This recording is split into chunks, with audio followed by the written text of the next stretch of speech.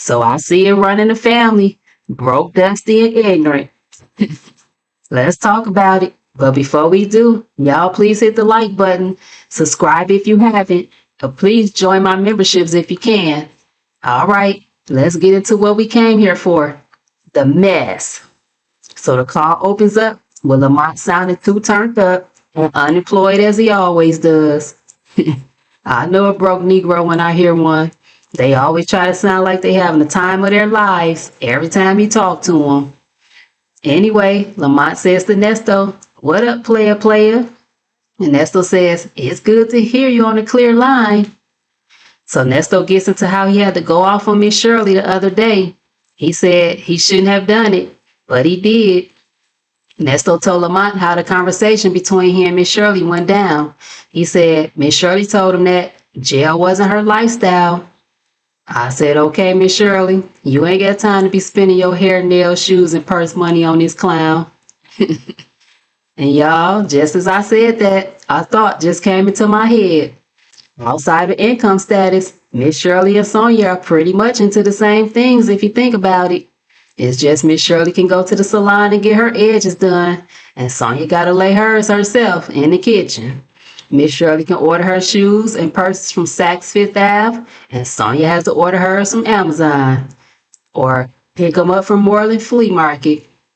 Miss Shirley can have the nail tech come to her home, and Sonia has to sit and wait for her name to be called. Other than that, they pretty much into the same things if you think about it. I don't know what y'all think. Now don't y'all get into them comments trying to light me up, talking about Miss Shirley ain't nothing like Ponytail and la. I just gave y'all the breakdown. Now take your nosy tails on and hit the like button. Let's move on. So Nesto continued to tell the story about how Miss Shirley was trying to dump his sorry tail and how he told Miss Shirley that she just been listening to those dry ass hoes. Child, what he said that I was in the midst of sucking on my sunflower seeds and almost choked. Now I know when it comes to Miss Shirley telling this toddler no, how he likes to clown about it, but I was not ready for it. Yeah, just ain't none of me. You been talking to them dry ass hoes you been around. Yeah, he's a natural born fool. And y'all know he had to give Miss Debbie a piece. He said she done lost her man and moved in with Miss Shirley, and now they both sitting around getting fat together. I said, sir, have you not seen Miss Shirley? She is still twirling on these hoes. Lamont said he don't even talk to Miss Shirley. He just keep his distance from her. So Nesto said he just was going to move on to some fresh new shit and focus on his bond. Lamont told Nesto that he just have to wait until he gets out so he can put it down on Miss Shirley and she'll get her mind right. Now, if that ain't some juvenile thinking right there, child, they are all stunted in the mind. I want to say the R word, but I don't want YouTube to crack their whip on me. So I guess Lamont knows that Nesto loves to gossip too. He gave him the latest about the rapper Boosie getting locked up. And child, all of the smoke that Nesto had for Miss Shirley and her friends cleared right on out. Child, he got the teacup out, started right on to sipping, and grabbed the pot and poured some out too. And well, after the girls finished getting their kiki on about other people's business, Nesto started his engine back up and was like, when I confronted Shirley about letting me know if she was done with me right now, she was like, "You're not going to pressure me."